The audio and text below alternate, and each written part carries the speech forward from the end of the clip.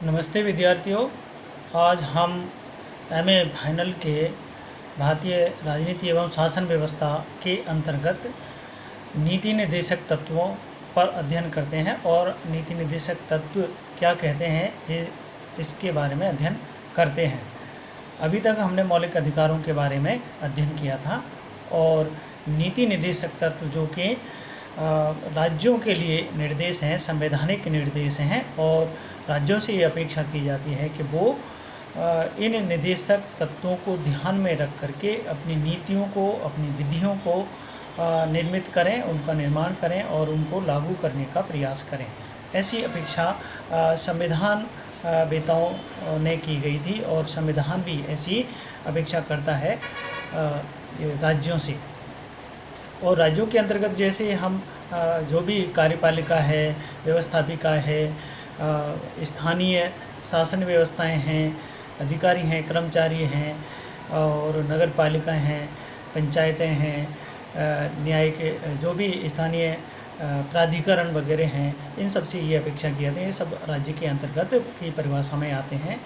तो इस प्रकार से ये अपेक्षा की गई थी कि नीति निर्देशक तत्व जो हैं एक लोक कल्याणकारी राज्य स्थापित करने का कार्य करते हैं और अपेक्षा करते हैं कि एक लोक कल्याणकारी राज्य जिसमें आर्थिक, सामाजिक न्याय सभी लोगों को मिले, सभी लोगों को उन्नति हो, एक लोकतांत्रिक समाजवाद स्थापित हो सके, इसकी परिकल्पना इनके अंतर्गत की गई है। और इसलिए नीति निर्देशक तत्व जो है भारतीय संविधान के अंतर्गत रखे गए हैं।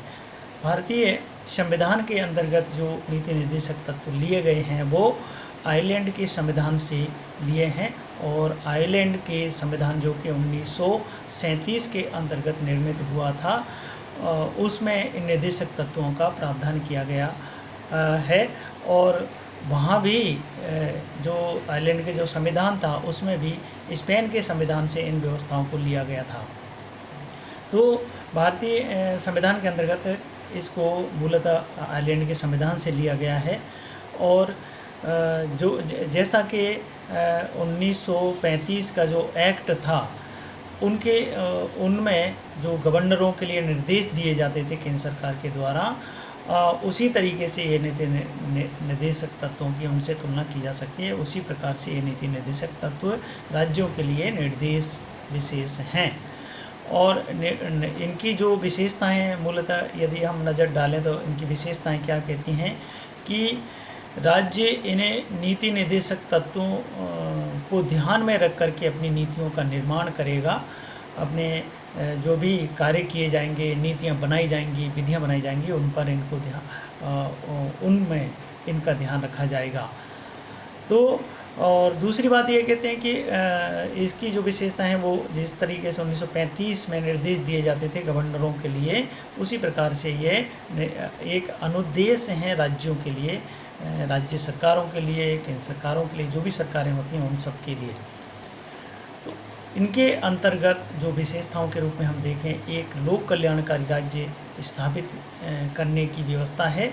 आर्थिक, सामाजिक, राजनीतिक सभी क्षेत्रों के अंतर्गत न्याय, एक उचित व्यवस्था स्थापित की जानी चाहिए और एक पुलिस राज्य के स्थान पर एक कल्याणकारी राज्य, एक लोक कल्याणकारी राज्य जो सबकी उन्नति करे, सबका विकास करे, देश का विकास करे, जन सामान्य का विकास करे, ऐसे राज्य की परिकल्पना इसके अंतर्गत की गई है।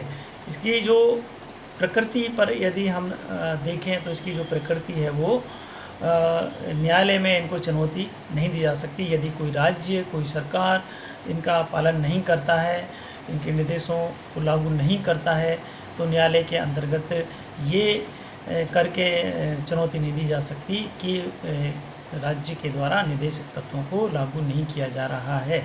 तो ये एक तरीके से न्याय योग्य नहीं है। जबकि मौलिक अधिकार जो हैं उनके यदि उल्लंघन होता है तो ऐसी स्थिति में कोई भी व्यक्ति न्यायालय में चुनौती दे सकता है, न्यायालय की शरण ले सकता है, किंतु नीति निर्देशक तत्वों के लिए न्यायालय में शरण नहीं ली जा सकती। तो ये इस तरीके की इसकी प्रकृति है। किंतु न्यायालय भी जब जब निर्णय देता है नीति निर्देशक तत्वों से संबंधित कोई मामला वहाँ पर आता है, या कोई भी निर्णय दे रहा होता है किसी भी मामले में, चाहे मौलिक अधिकारों के मामले में, चाहे अन्य मामलों में, तो वहाँ पर न्यायालय हमेशा ये ध्यान रखता है कि निर्देशक तत्व जो है उनका हनन ना हो और उनकी जो पालना हो, उनकी वजह से यदि कोई मौलिक अधिकार का हनन हो रहा है तो उसको वो न्यायोचित तरीके से निर्णय देता है कि भी दोनों का पालन हो, एक दूसरे का सामंजस्य हो पाए, एक तरफ मौलिक अधिकारों का संरक्षण भी या सुरक्षा भी मिले, दूसरी तरफ जो नीति निर्देशक तत्व हैं वो भी उनका भी पालन हो। तो इस तरीके से प्रयास किया जाता है कि इनका भी पालन होता रहे। तो इस प्रकार से इनकी जो प्रकृति है, इनकी जो विशेषता हैं वो ये दर्शाती हैं कि एक लोक कल्याणकारी राज्य के रूप में इनको लागू किया गया है और इनको एक लोक कल्याण परिकल्पना की गई है कि लोक कल्याणकारी राज्य स्थापित हो भारत के अंतर्गत। निर्देशक तत्वों के बारे में जब हम एक नज़र डालते हैं तो हमें नज़र आता है कि ये इनके जो 3 भागों में इनको वर्गीकृत किया जा सकता है। यद्यपि संविधान में ऐसा नहीं किया गया है, लेकिन हम अध्ययन की दृष्टि से 3 भागों में इसको बांट सकते हैं, 3 श्रेणियों के अंतर्गत। एक जो निर्देशक तत्व हैं वो एक समाजवादी सिद्धांत को लागू करते हैं, समाजवादी लोकतांत्रिक समाजवाद को स्थापित करते हैं। दूसरे जो निर्देशक जो तत्व हैं वो एक गांधीवादी जो सिद्धांत हैं उनको लागू करने का प्रयास करते हैं। और तीसरे प्रकार के जो श्रेणी के अंतर्गत जो आते हैं निर्देशक तत्व, वो एक उदार और बौद्धिक या वैज्ञानिक दृष्टिकोण वाले सिद्धांतों को लागू करने का प्रयास करते हैं। तो सबसे पहले हम चलते हैं कि समाजवादी जो सिद्धांत हैं या समाजवाद को लागू करने का जो काम करते हैं वो कौन कौन से बातें हैं इसके अंतर्गत। बेसिकली इसमें लोकतांत्रिक समाजवाद को लागू करने की मूल जो बातें हैं वो इस प्रकार से हैं कि एक लोक कल्याणकारी राज्य स्थापित करना है, लोक कल्याण को बढ़ावा देना है, सामाजिक, आर्थिक, राजनीतिक क्षेत्र में न्याय व्यवस्था अधिकतम स्थापित करने का प्रयास करना है, समाज व्यवस्था को स्थापित करना है और इसके अंतर्गत सभी व्यक्तियों को एक समान रूप से आय हो, प्रतिष्ठा हो, सभी लोगों को समान रूप से अवसर प्राप्त हों, ये सारी व्यवस्थाएं इसमें की गई हैं और अनुच्छेद 38 यही कहता है।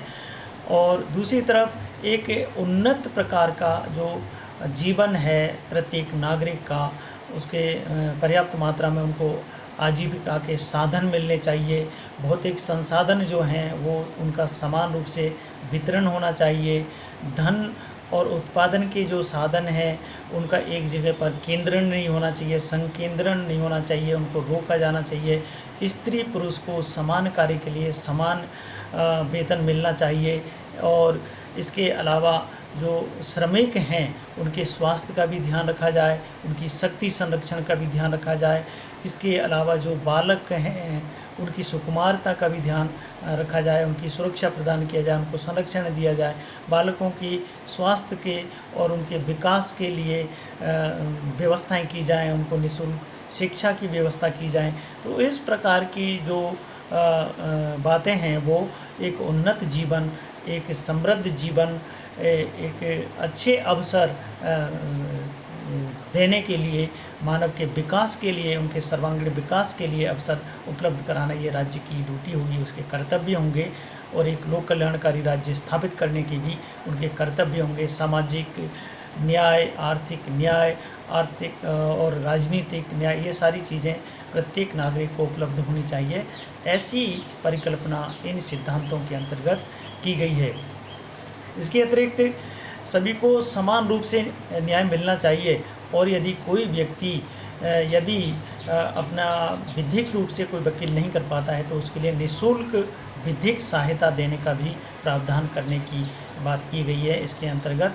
और साथ में ही काम का अधिकार, यानी कि हर व्यक्ति को काम मिलना चाहिए, उसको शिक्षा मिलनी चाहिए, वृद्धावस्था में पेंशन व्यवस्था या सुरक्षा या संरक्षण उनको मिलना चाहिए। किसी व्यक्ति से बेकारी नहीं कराई जा सकती है।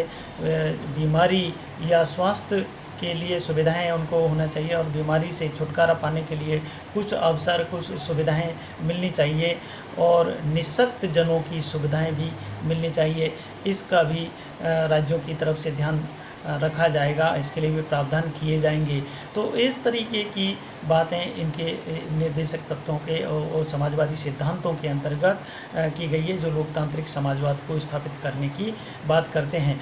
इसके अलावा सभी व्यक्तियों के लिए एक न्यून जो मज़दूर होते हैं या काम करने वाले व्यक्ति होते हैं, उनके लिए न्यूनतम मजदूरी मिलनी चाहिए, उन्हें उनसे किसी प्रकार की बेगारी नहीं करानी चाहिए और एक सभ्य जीवन जीने की व्यवस्थाएं, उचित वातावरण उनको मिलना चाहिए।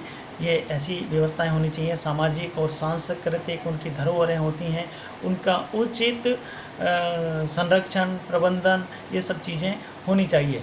इसके अलावा लोक कल्याणकारी जो राज्य है या लोक कल्याणकारी समाजवाद है, वो ये भी कहता है कि जो उद्योग धंधे हैं उनका जो प्रबंधन होता है उसमें श्रमिक जो होते हैं उनका भी प्रतिनिधित्व होना चाहिए उनके प्रबंधन के अंतर्गत, जिससे कि वो अपने अधिकारों को सुरक्षा दे सकें और उनकी आवाज़ को उठा सकें और उनकी जो हित हैं उनको लागू करने के लिए अपने मत को रख सकें। और इसके अलावा जो समाजवाद है, लोकतांत्रिक समाजवादी जो सिद्धांत है निर्देशक तत्वों के अंतर्गत, वो ये भी कहते हैं कि हर व्यक्ति का जो जीवन स्तर है वो उच्च लेवल का होना चाहिए और इसके लिए उचित पोषाहार की व्यवस्था होना चाहिए। उसके लिए लोक स्वास्थ्य की व्यवस्थाएं और सुधार व्यवस्थाएं भी होनी चाहिए।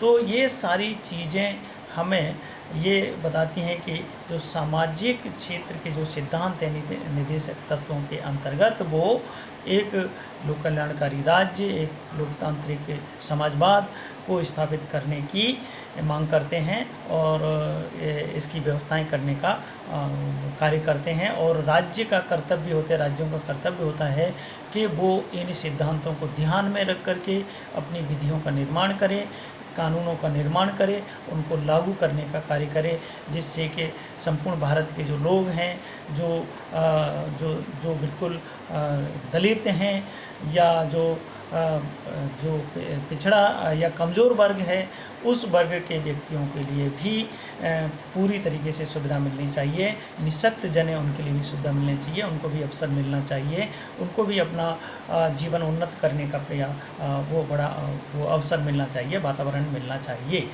और जो बालक हैं उनके लिए भी सुविधाएं मिलनी चाहिए, उनके अपने व्यक्तित्व के विकास करने के लिए, शिक्षा के लिए, उनकी जो शारीरिक विकास करने के लिए, उनकी जो मनोवृत्ति है, मनोवैज्ञानिकता है, उसमें वैज्ञानिकता आनी चाहिए। ये सारी चीज़ों की पर जोर दिया गया है इन नीति निर्देशक तत्वों के अंतर्गत।